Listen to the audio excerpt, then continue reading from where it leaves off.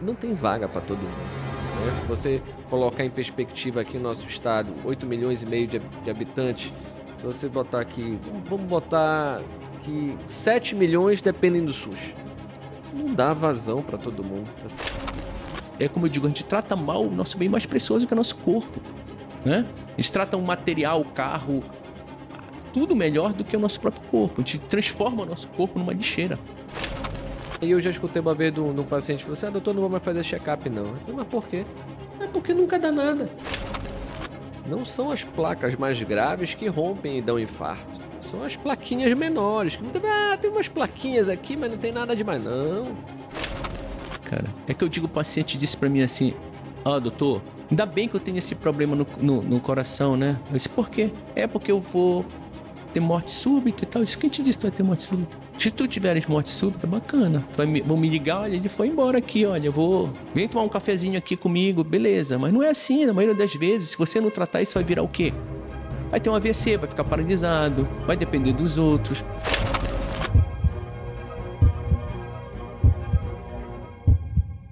Oi, pessoal. Então hoje a gente vai falar sobre colesterol alto no segundo episódio do EcoCast da Clínica Care. Eu tenho aqui um prazer de ter aqui o Dr. Rodrigo, né, que tem uma história aqui em Belém, um cara realmente que eu admiro muito. E antes de mais nada, Rodrigo, eu queria que você se apresentasse, né? O que é que você faz, qual é a tua formação e o que eu sei que você é professor, dá aula, né, e orienta muitos residentes de cardiologia aí. E eu queria que você fizesse esse início aí falando de você. Então, primeiramente, Heitor, muito obrigado pelo convite. Louvar a tua iniciativa aí de estar fazendo essas discussões a respeito de temas populares, digamos assim, para explicar para o nosso público, para os nossos pacientes, para os nossos colegas médicos também, né? Temas dos mais variados na cardiologia que muitas vezes precisam ser desmistificados, não é isso? Mas você pediu para me apresentar, então eu sou Rodrigo Souza, né? Formado pela Universidade do Estado do Pará. Posteriormente fiz minha residência, minha formação em cardiologia na Escola Paulista de Medicina, na Unifesp, onde também fiz a parte de hemodinâmica, né, que é o cateterismo cardíaco mais popularmente conhecido, né?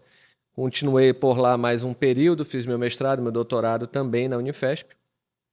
E estou em Belém há 10 anos, né? Atuo tanto no serviço público quanto no privado. No serviço público lá no Hospital de Clínicas Gaspar Viana, que é a nossa referência estadual em cardiologia. E no privado, tanto na minha clínica, no meu consultório particular, como também hoje em dia no Hospital do Coração e eventualmente lá pelo Hospital Adventista também. Certo. Então, hoje o primeiro episódio foi sobre hipertensão e agora esse segundo episódio é sobre colesterol alto, que é a dislipidemia, né? Então, a gente sempre entender que a gente está realmente falando com o público leigo, tá? E a gente pode até, de repente, falar algum nome técnico-científico, mas depois a gente tenta traduzir. Rodrigo, colesterol alto dá sintoma ou não? Então, esse é o grande problema, né, desse tipo de doença. Até mesmo a hipertensão arterial costuma ser uma doença insidiosa. Então, é como nós definimos a dislipidemia, né, a elevação do colesterol. É uma doença insidiosa, ela não costuma dar sintomas, né? E aí é que está o grande problema. Quando a gente não enxerga, né, então a gente não sabe que tem um problema e a gente não procura, não vai tratar, não vai tomar as medidas preventivas relacionadas a isso. Obviamente, numa situação mais extremada, quando vier a dar um sintoma, muitas vezes ele já está tendo algum tipo de complicação relacionada àquela doença, né? Então, vai ter um infarto, vai ter um AVC, vai ter um aneurisma de aorta. Esses são os mais graves, né? São os que levam, muitas vezes, à morte, né? E o que é interessante é que a gente, quando faz o diagnóstico e o paciente não sente nada, mesmo a gente mostrando que as plaquinhas de gordura estão se formando no cérebro, no coração, nas pernas, ele não sente nada. E às vezes você diz: você tem que tomar esse remédio, que são as estatinas, né? E que para evitar que isso progrida. Mas aí eu acho que você também tem dificuldade, porque você é hemodinamicista e faz angioplastia e coloca stent. Nos teus pacientes que chegaram nesse ponto e que foi numa rotina tua, que tu fizeste um diagnóstico de isquemia, você fez um stent, esses pacientes também você tem dificuldade de dizer: olha, tu tem que tomar o resto da vida esse remédio, porque tu tens que encontrar essa meta para evitar que reobstrua ou que crie outras placas? Ou tu achas que o paciente que infartou, que teve um quadro mais grave, é mais fácil de aceitar? Normalmente sim, mas como esses pacientes normalmente são polimedicados, então toda medicação a mais eles vão achar ruim, vão se queixar que estão tomando muito remédio, que o estômago arde, que vai mexer com o fígado dele, enfim, tem toda uma situação que você tem que trabalhar esse convencimento com esse cliente, com esse paciente, para que ele aceite aquele tratamento. Óbvio, se você puder transformar aquela receita em medicações de uso único diário ou combinações de medicamentos para diminuir a quantidade de comprimidos, excelente. Porém, isso tem um custo. Daí a gente sabe que não é a realidade de todo mundo poder bancar esse tratamento, ainda mais em longo prazo, que nós estamos falando para o resto da vida. Eu até brinco, Heitor, aproveitando, falaste na questão dos estentes, né? Aí o paciente pergunta, mas doutor, eu vou ter que tomar AS por quanto tempo? Aí eu brinco, digo, olha, a vida toda mais 7 dias. Aí eles me olham assustados. Como assim, doutor? Eu falei, porque essa medicação, normalmente, ela vai se aderir às plaquetas, enfim, se ligar às plaquetas, e inibe a ação da plaqueta por 7 dias, que é o tempo de vida de uma plaqueta. Então, ele vai morrer e ainda vai ter efeito do remédio mais 7 dias depois. Então, é uma forma dele entender que realmente é pro resto da vida dele. Isso é interessante. Eu falo o seguinte, além de eu falar isso, olha, você vai o resto da vida e depois que você for embora, eu vou até lá e ainda vou jogar umas para te levar, porque pode ser que não tenha promoção lá em cima. Doutor, você tá brincando. É o resto da vida, meu amiguinho. É isso né? mesmo. Então, a gente tem que... eu digo o seguinte, as consultas, né? Quando você lidar com doenças graves, você ao mesmo tempo você tem que falar sério. Às vezes dá uma aliviada, fala sério, dá uma aliviada, né? Porque realmente é complicado você ser muito rigoroso. Quando você é muito rigoroso, você observa que ao extremo, né?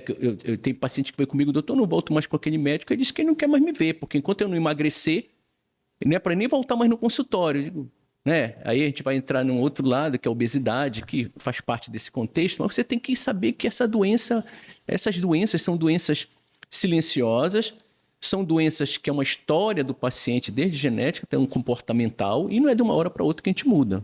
Positivo, né? Exatamente.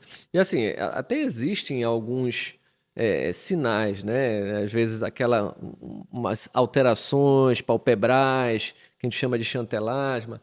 Existem algumas outras situações que você pode perceber nas articulações desses pacientes. Obviamente, um exame físico ali bem feito, você consegue chamar familiar, atenção. Mais, né? Isso, genético. exatamente, né? E muitas vezes a gente vê isso no dia a dia, né? Quantos e quantos pacientes chegam fazer o check-up, não sente nada. Aí você, olha, mas o seu colesterol aqui é elevadíssimo.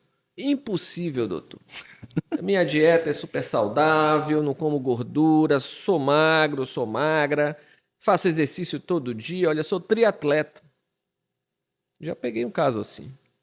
E o LDL é acima de 200, ou seja, tem um histórico familiar. E se esse indivíduo, quando tu vai rastrear a parte familiar, você vai começar, opa, um tio, ou um avô, ou o pai morreu precocemente, infartado.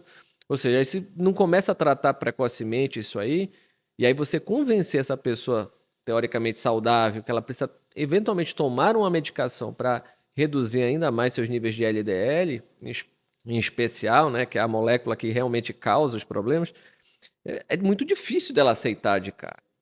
Você vai colocar nos scores de risco e tudo, mostrar para aquela pessoa que se ela não fizer aquilo, talvez ela venha a ter um desfecho parecido com algum parente dela que teve problema precoce. Às vezes, quando eu pego esses pacientes com esse perfil, eu digo, olha, meu amigo, deixa eu falar uma coisa. Não preferia,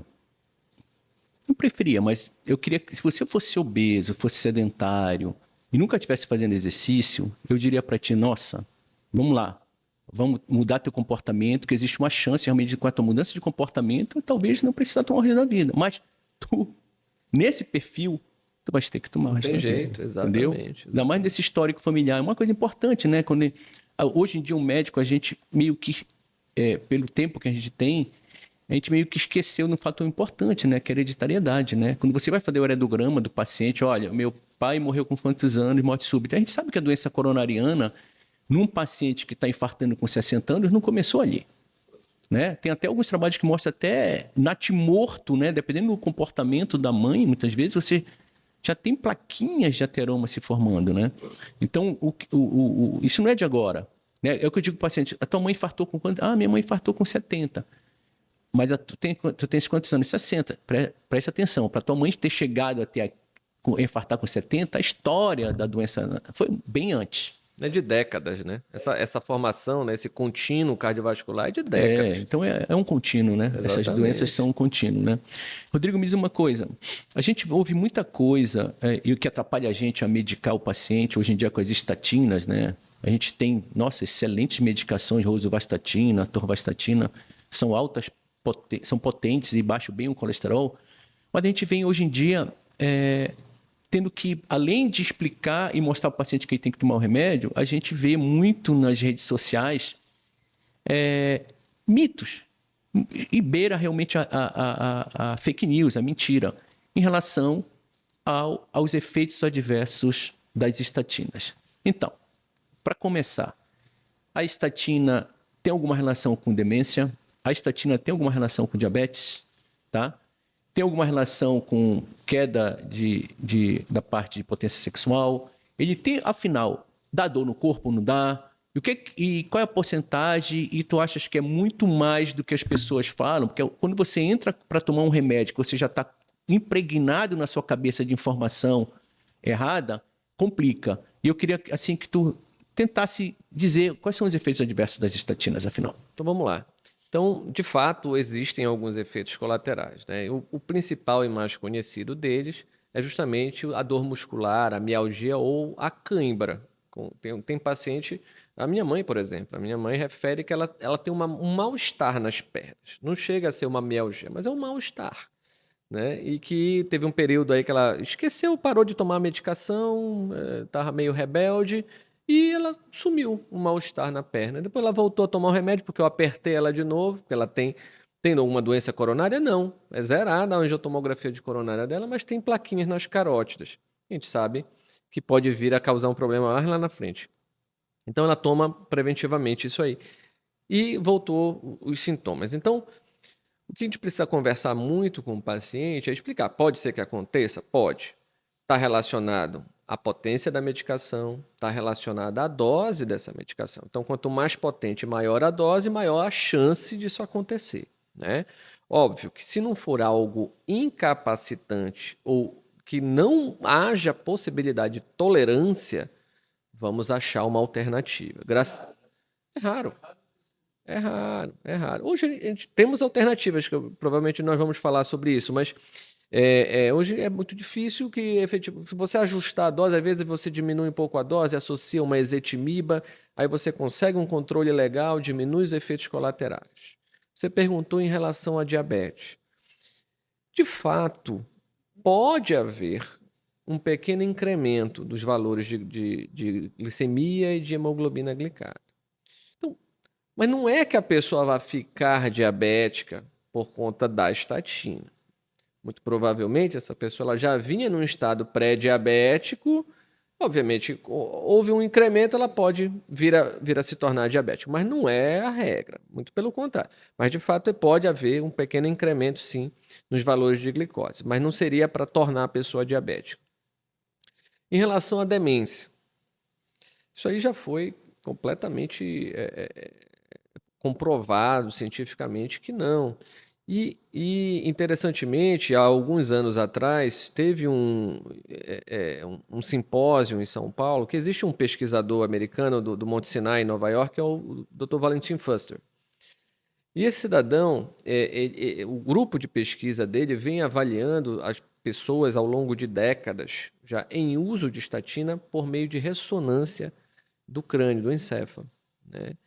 E o que eles viram, muito pelo contrário, é que você consegue preservar a microcirculação cerebral a longo prazo, diminuindo as demências vasculares. Porque eles falam do Alzheimer, né?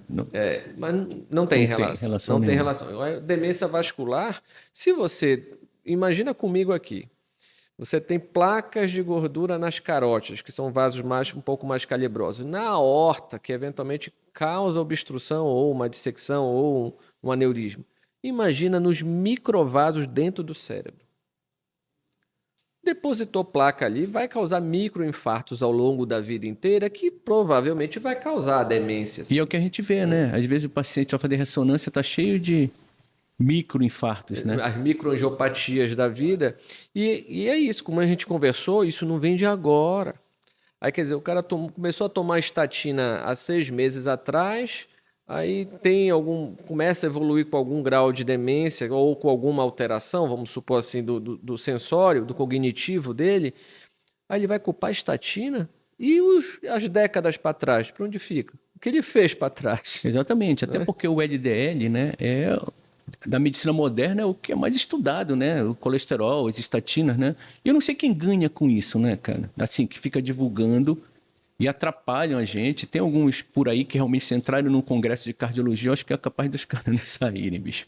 Porque eles atrapalham a nossa Uma vida, desinformação, né? Porque, na verdade, nós temos... É muito estudada, as estatinas são muito estudadas, em especial, na verdade, o papel do LDL colesterol, que eu costumo brincar com meus pacientes, que é o logo Deus leva, né? É o colesterol ruim, o logo Deus leva.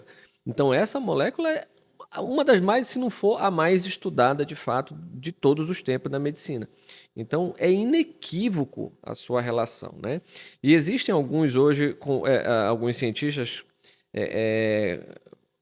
fazendo uma relação, inclusive, com o valor do LDL e a sua idade, né? Que se você calcular e esse valor estiver dando acima de 7.000, o que os estudos observacionais mostraram que a partir deste valor você começa a ter um risco mais aumentado de ter algum evento, né? Então, se você pegar o seu LDL e multiplicar pela sua idade e estiver acima de 7.000, procure seu cardiologista para bater um papo com ele, entendeu? Tu sabe o que é interessante sobre efeito adverso? A gente sempre soube que o principal, né, é dor no corpo, dor no corpo. E eu tenho, minha família tem histórico familiar de epidemia. E toda vez que eu tomava estatina, me dava dor no corpo, né? Então, porque eu tenho colesterol um pouco aumentado, apesar de fazer dieta, fazer exercício. E sempre dava dor na região lombar, na região difusa. Aí parei de tomar uma época, aí eu fiz o meu teste genético. E lá no teste genético, que eu fiz saúde global, essa parte de exercício e tal, lá está dizendo que eu não tenho. Na verdade, eu não tenho tendência a ter efeito adverso com as estatinas. Aí eu voltei a tomar, não senti nada mais. Olha, passou. Passou tudo. Eu estou tomando de boa, né? Para te ver Interessante, como... que interessante. Né? Foi feito até um trabalho, não foi que eles fizeram o cara tomar, deram placebo e também não deram nada para o cara tomar, né? No final da história viram que Era igual o resultado. Sentia, em qualquer situação, ele tinha aquela sensação. na verdade, a gente passa essa informação pro pessoal e existem drogas, quando você acha que existem estratégias de começar com uma dose mais baixa, depois vai aumentando, ou associando a ezetimiba, que tem uma ação diferente, né? Ou usando outras que não, teoricamente, causariam menos dor, mas tem aquele paciente que não tolera. E cada vez mais a medicina está avançando assim, nossa, principalmente depois dessa pandemia, assim, fantasticamente, em relação a medicações injetáveis, né? Eu tenho alguns pacientes fazendo, como você tem também. E você acha que a medicina está indo cada vez mais para isso? Ou seja, tanto para tratar o colesterol como hipertensão também, que já estão... Vai ser daqui a pouquinho realmente uma injeçãozinha que vai de 6 em 6 meses? Ou tu acha que vai demorar muito para chegar nesse ponto aí? Não, a gente caminha realmente para uma cardiologia, uma medicina e uma cardiologia de precisão, né? Então, muito provavelmente esses testes genéticos vão precisar ser ampliados para a gente entender melhor quais são as predisposições de cada um e tratar adequadamente de forma mais individualizada. Eu não gosto do termo personalizado, que me parece, mas individualizado sim, né? E o que a gente está vendo são o surgimento de medicamentos que mexem no RNA. Aí algumas pessoas podem se assustar. Pô, mas vai mexer no meu RNA? RNA é para formação de proteína, não está relacionado ao DNA, não é na sua constituição, né? Então precisa desmistificar isso também, porque nós temos já drogas que fazem pequenas modificações no RNA mensageiro, que é o que vai levar a informação para que a proteína seja produzida. Modifica de forma muito sutil para que aquela proteína ou fique inativa ou não, que a gente ative aquela proteína de uma forma mais evidente para que ela tenha um efeito. E tanto nas dislipidemias, no colesterol alterado, quanto futuramente o que a gente já escuta, já vê em congressos se falando é que, eventualmente, para a hipertensão também podemos ter algo nesse sentido daqui a alguns anos. E eu acredito que a gente caminha para isso, porque, vamos combinar, Heitor, tomar remédio é ruim, cara. Comprimido todo santo dia, tu tem aquele compromisso, né? E só vai somando, dificilmente tu reduz a quantidade, vai É que passando a eu digo idade. pro paciente, olha, deixa eu falar uma coisa. Quanto mais idade você tiver, mais comprimido tu vai tomar. Não tem Exatamente. jeito. Não tem E jeito. eu já digo assim, olha, se dê por satisfeito. Que um tempo atrás, nesses Nem isso comprimidinhos, tinha. tu tinha aí. É verdade. Entendeu? Então a gente sempre tem que passar essa informação. Então vamos lá. Então, essas medicações são potentes, né? A gente usa elas em pacientes que, por exemplo, tenham alto risco, já infartaram, tiveram AVC, estão em uso de estatinas ou não toleram estatina. Aí a gente acaba indicando essas medicações ou isoladas, injetáveis que eu estou falando, pessoal, aquela medicação que a gente está falando que baixa o mau colesterol. E a gente já normalmente usa paciente de alto risco, né? Que a gente tem que jogar aquele mau colesterol lá para baixo, que sempre a gente tem que dizer para o paciente, olha, mas meu mau colesterol tá bom. Não está bom, porque depende dos teus fatores de risco. É diabético? Tem placa de ateroma? Já infartou? E o alvo do mau colesterol está cada vez mais baixo, né? Claro que existe um alto custo ainda dessas medicações, mas com certeza daqui a algum tempo vai baixar. Quando você pega esses pacientes que infartam, que tem infarto agudo do miocárdio, o cara chega infartado lá, você observa que esses pacientes, a grande maioria deles, tinham colesterol alto? Sim, normalmente sim. Que não tratavam adequadamente? Ou que não tratava adequadamente, no sentido de não estar tomando medicamento mesmo, como prevenção primária, né? Ou estavam em subdoses. Começou com uma dose X, vamos supor, a gente tem que até colocar isso em perspectiva, né? A nossa população, em especial aqui no nosso estado, é uma população pobre, né?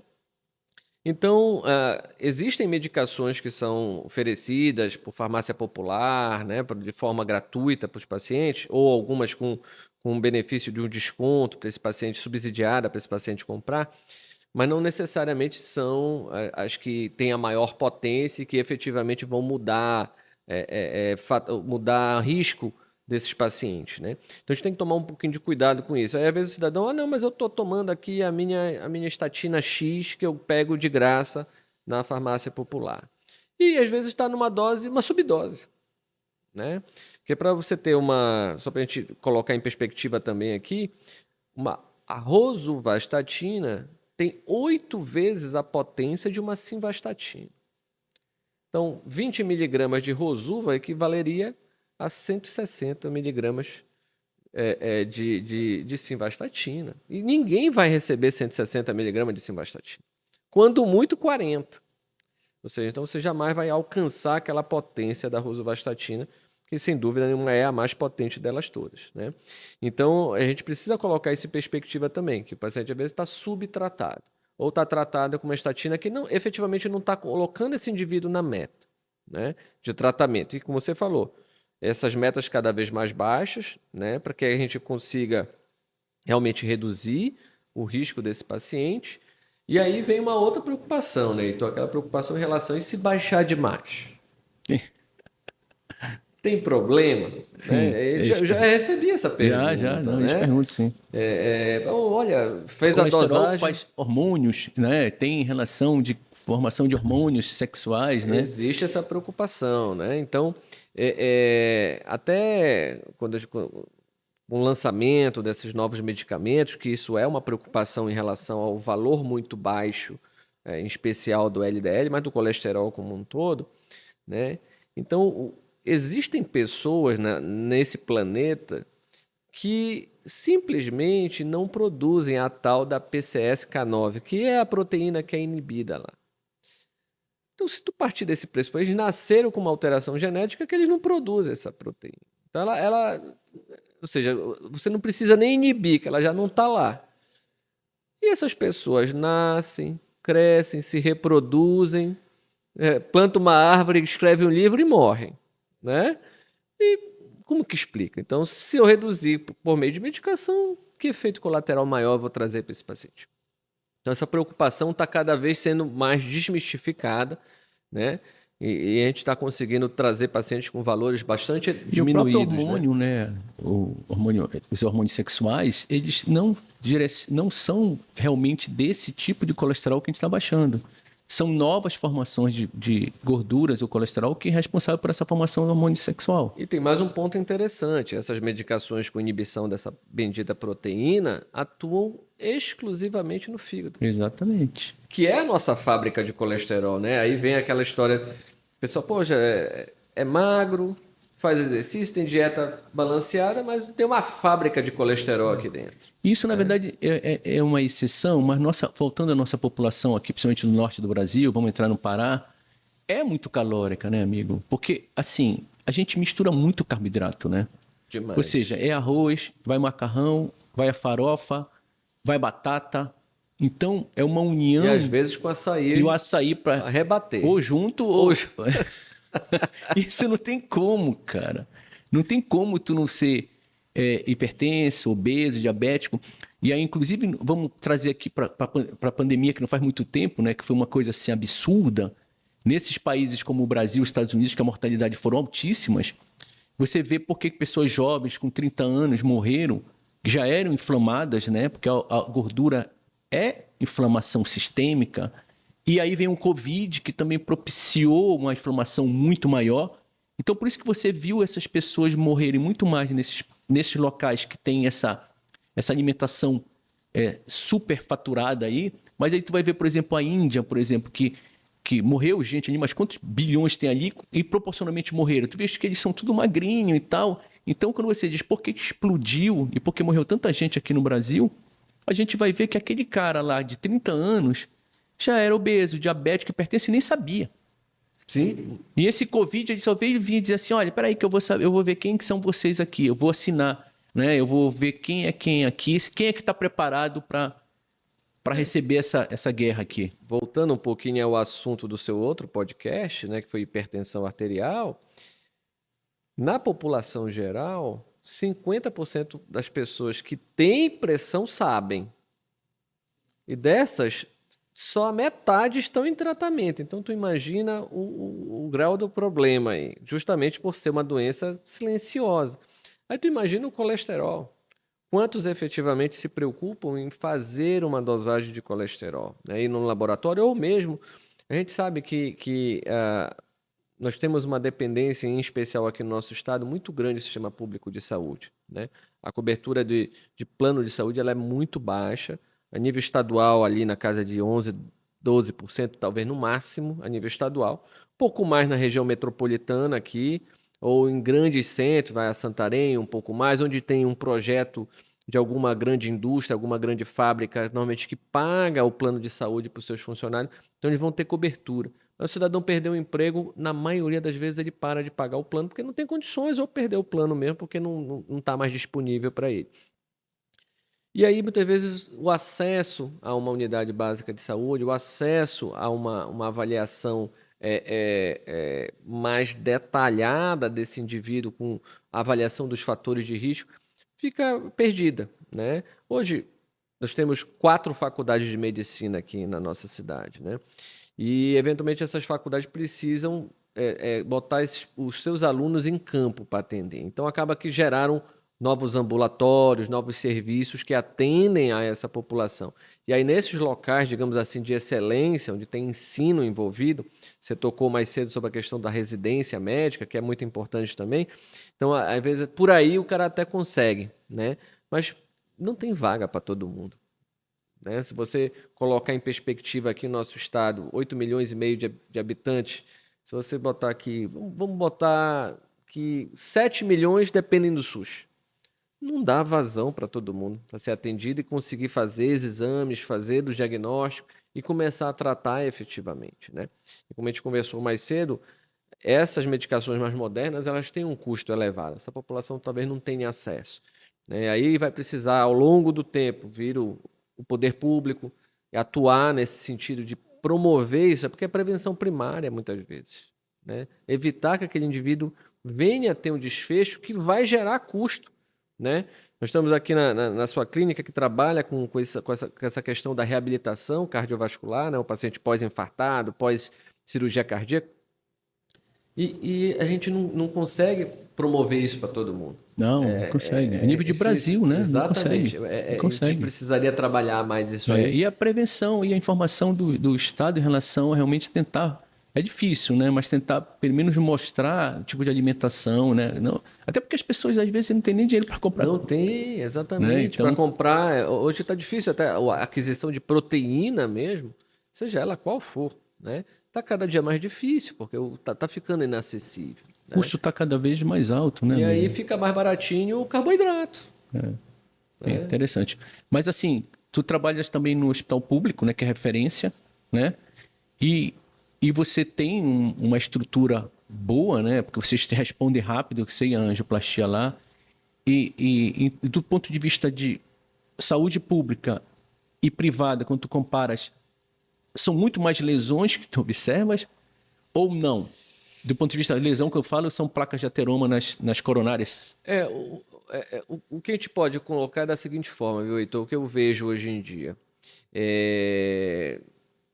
Mesmo o indivíduo que tem um pouco mais de condição, às vezes ele não tem, está tão focado no trabalho, no dia a dia, e esquece de se cuidar, né?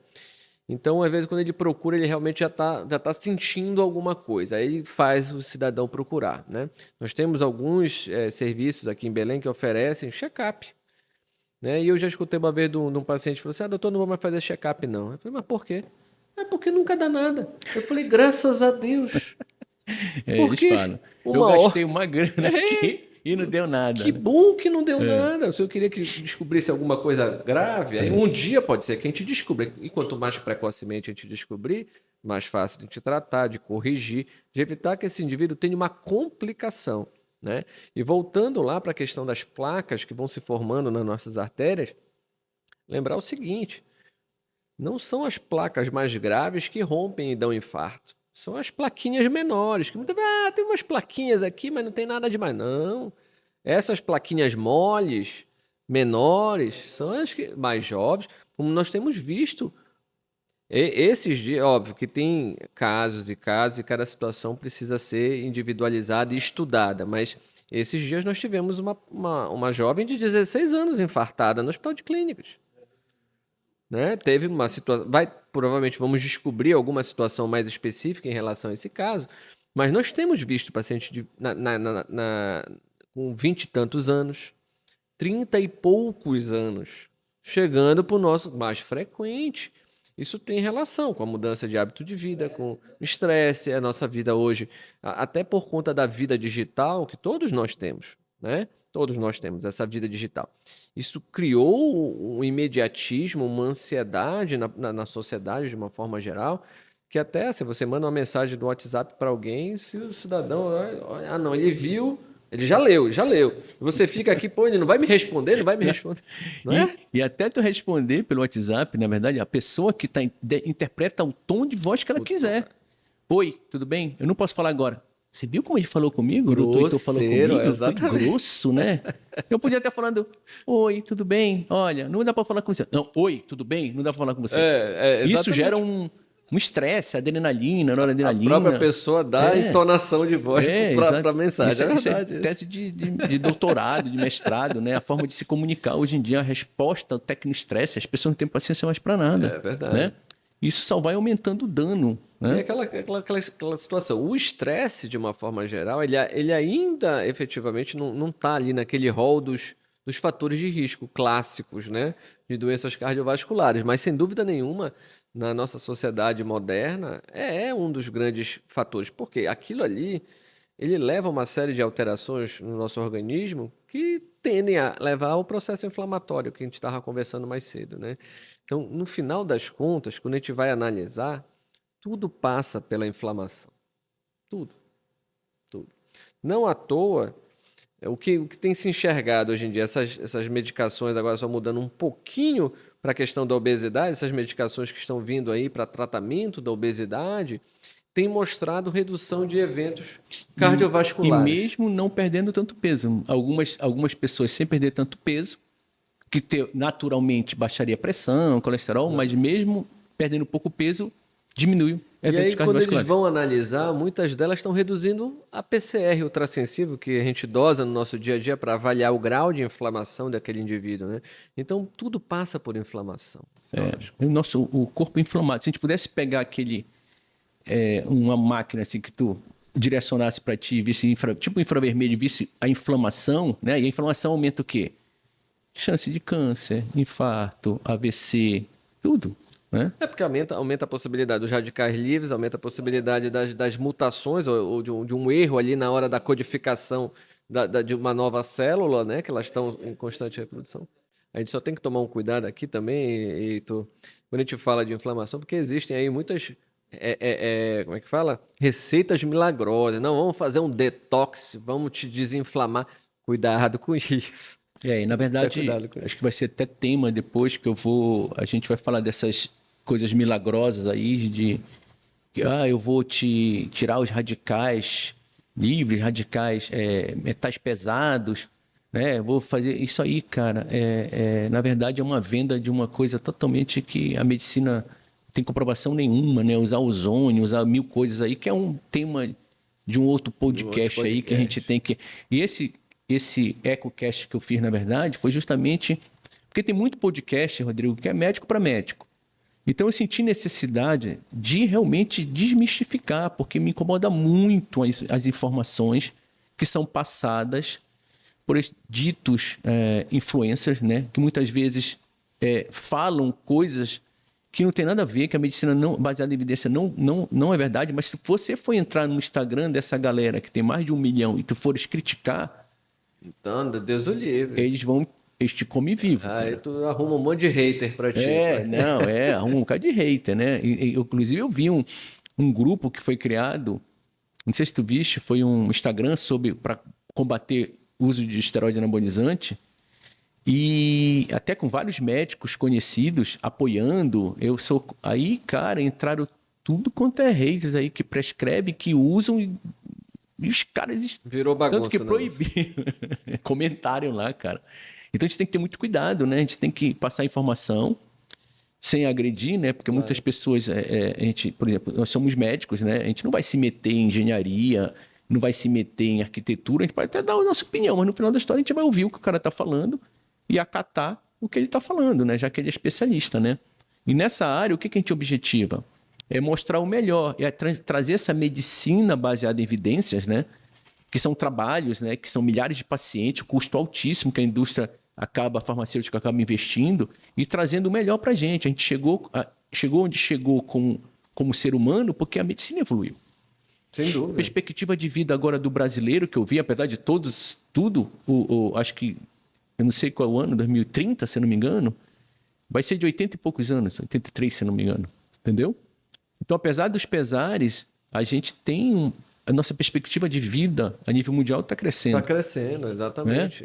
A tendência é essa, das pessoas viverem mais. Viverem mais. E o principal, né, cara? É que eu digo, o paciente disse para mim assim, doutor, ainda bem que eu tenho esse problema no coração, né? Eu disse, por quê? É porque eu vou ter morte súbita e tal. Isso, quem te disse que tu vai ter morte súbita? Se tu tiveres morte súbita, bacana. Vão me ligar, olha, ele foi embora aqui, olha, vem tomar um cafezinho aqui comigo, beleza. Mas não é assim, na maioria das vezes. Se você não tratar isso, vai virar o quê? Vai ter um AVC, vai ficar paralisado, vai depender dos outros, a tua qualidade de vida vai cair, tu vai precisar, né? Então a gente tem que posicionar isso. Não pense dessa maneira. Você vai se arrepender e vai lembrar de mim. Se você não tomar esse remédio, eu estou tentando evitar um AVC em você. E se você tiver, você vai lembrar de mim. Porra, o doutor Heitor falou, cara, custa tu tomar esse comprimido? Para evitar, será que se tu tendo um AVC e eu virar para te perguntar, se eu voltasse atrás, tu não tomaria esse remédio? Tomaria. Então não precisa chegar nesse ponto, né? E aí, também voltando um pouquinho atrás para a gente fazer uma observação, Heitor, lembrando aqui das carótidas, né?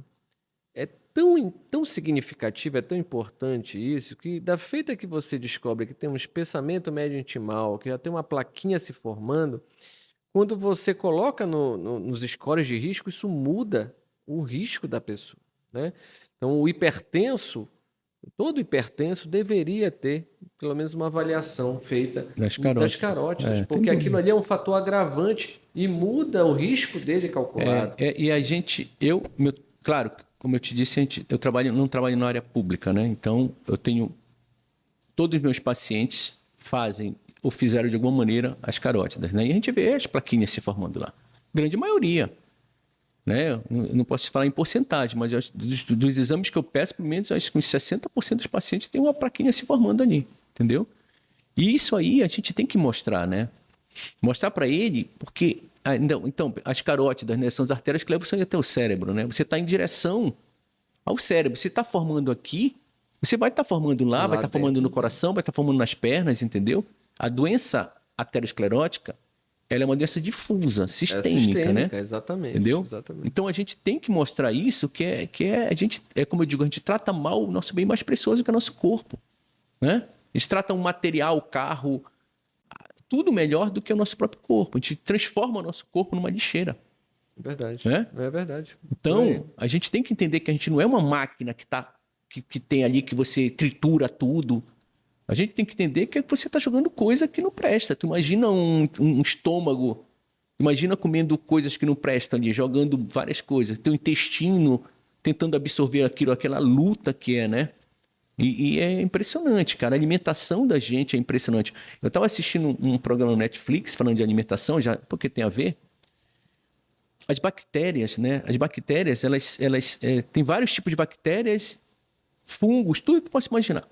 E que elas se alimentam de acordo com o que a gente come, você prolifera. Por exemplo, você come muita verdura, salada, tu prolifera um tipo de bactéria, fungo, que traz benefício. Quando tu não come isso aí, tu prolifera outro tipo de bactéria. Só que aquelas bactérias que não estão comendo mais, elas começam a fazer autofagia, elas começam a querer tumultuar o meio de campo.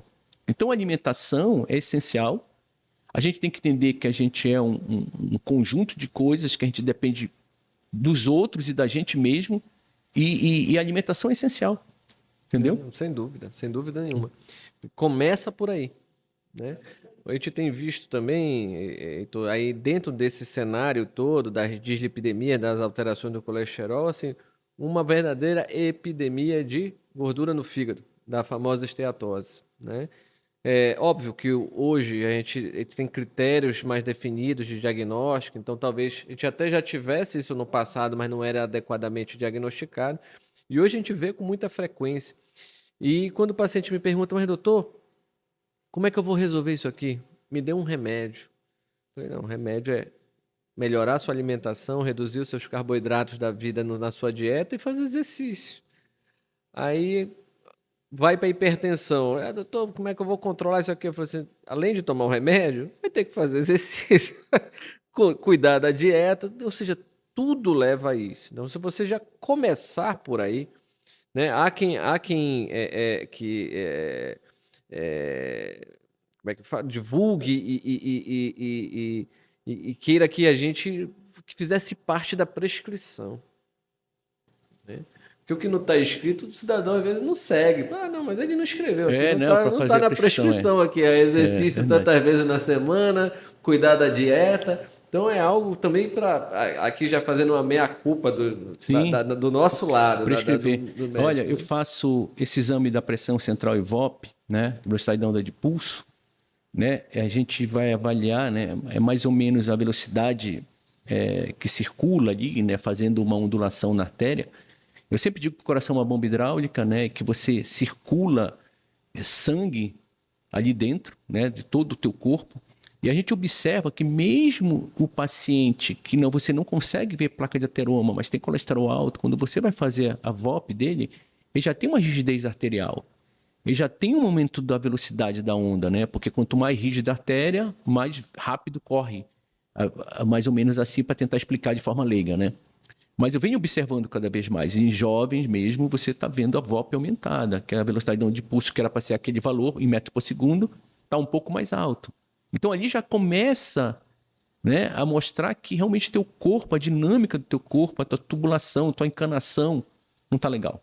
E aí, né? nesse sentido, também tem a turma que você citou mais cedo, a questão dos anabolizantes, os esteroides anabolizantes, né? Isso causa também, é causa de aumento da VOP, né? E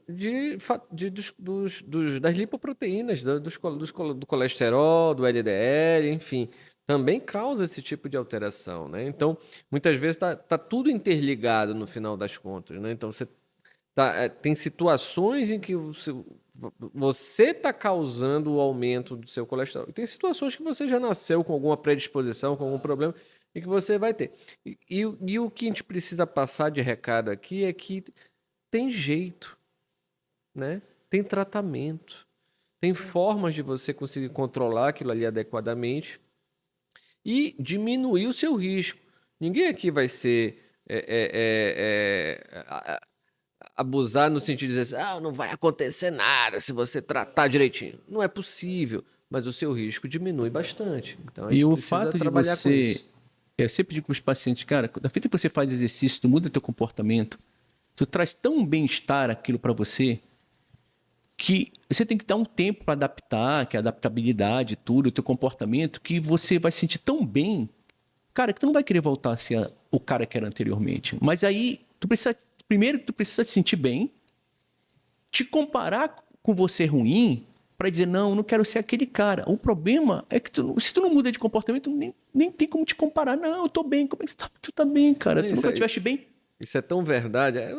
Essa semana mesmo, atendi um paciente no consultório e o relato foi exatamente esse que você fez. Então, o cidadão da última consulta, que já tem mais ou menos um ano, quando ele fez o último check-up dele, ele, ele entendeu o recado, começou a se cuidar, começou a fazer exercício. Ele falou: doutor, eu estava me sentindo bem, eu era outra pessoa. Porém, o trabalho aumentou as responsabilidades e tal, ele teve que parar de fazer exercício por. A velha história, a gente nunca tem tempo, né? A gente nunca, mas esse tempo a gente não tem tempo para dormir, não tem tempo para tomar banho, para escovar o dente, tem tempo para tudo isso. Então, vamos arrumar um tempo para fazer exercício. E aí ele mesmo confessou: eu parei, doutor, mas eu comecei a me sentir mal, eu começo a me sentir fadigado, parece que eu estou sonolento, parece que eu não rendo o mesmo que eu rendia antes, até no trabalho começou a me atrapalhar. Eu tô mais atarefado e estou rendendo menos. Eu falei: porque tu não está fazendo exercício. Exatamente. É o que eu digo, cara, tu vai melhorar a tua vida como um todo, inclusive para te ganhar mais dinheiro.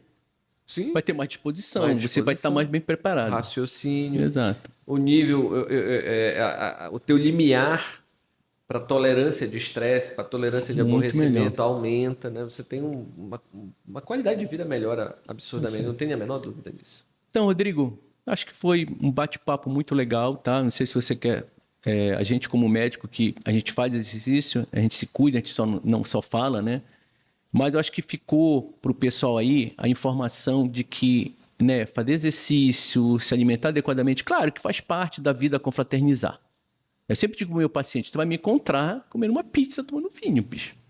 E não há Não, crime nenhum não é nisso. crime nenhum, mas por exemplo, eu malho de segunda a sexta-feira, saio para um restaurante, tomo meu vinhozinho, mas eu me cuido, entendeu? Eu não só falo, não, eu me cuido e, claro que prazeres da vida, confraternizar com a família, faz parte, Faz parte, sem dúvida entendeu? Isso nenhuma. diminui o estresse. Até, inclusive, tem uma série no Netflix dos centenários e todos eles, a grande maioria, brincam, dançam e na Itália, no Japão, tomam vinhozinho, Eu tomam assisti. saquê, entendeu? Independente de não estar estimulando o consumo de álcool, até porque tem um limite, mas faz parte da vida confraternizar, Faz parte da tá? vida confraternizar.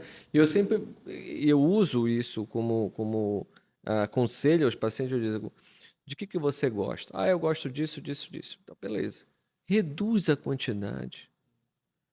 Para eu não ter que chegar um dia e dizer assim: olha, seu fulano, isso aqui o senhor não pode mais.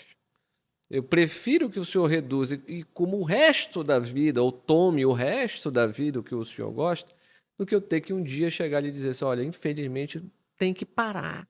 Não pode mais. Porque isso é terrível. A pessoa é um hábito da pessoa. A mudança de hábito ela é sempre muito complexa, né, no início. Então, às vezes, a pessoa tem ali aquilo é um prazer, né? Existem pessoas que têm o prazer em comer, o Prazer em prazer cozinhar e comer, então, né? É complicado, você mudar isso é muito é complexo. difícil. Mas se fizer com moderação, né? Outra coisa que eu sempre uso com os pacientes, vovó já dizia, tudo que é demais faz mal. Então, reduza.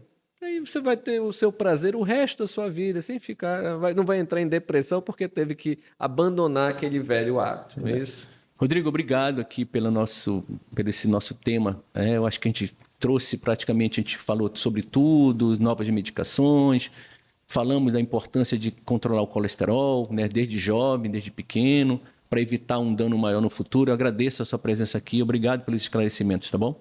Eu que agradeço o teu convite mais uma vez e louvável a iniciativa aí. Valeu. Obrigado, Rodrigo. Para você que ficou aqui até o final, fique ligado nos próximos episódios.